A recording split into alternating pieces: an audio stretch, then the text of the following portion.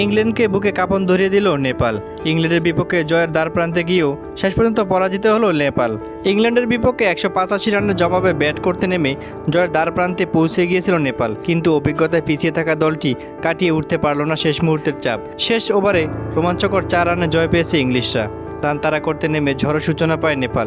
প্রথম 3 ওভারে আসে 31 রান, 7 রান করে আউট হন আসিফ শেখ, আর কুশাল মুরতাল আউট হন 17 বলে 26 রান করে। তৃতীয় উইকেটে খেলতে আসেন দীপেন্দ্র সিং আইরি, তাকে নিয়ে 82 রানের জুটি করেন দলনেতা রোহিত পৌদ্দেল। এই জুটিতে জয়ের স্বপ্ন দেখেছিল নেপাল, কিন্তু দুজনের বিদায়ের পর আর কেউই দলের হাল ধরতে পারেননি। ব্যাট হাতে 29 বলে 44 রান আইরি ও 34 বলে 39 রানে পৌদ্দেল আউট হন। এরপর লড়াই চালিয়ে যান লোকেশ বাম।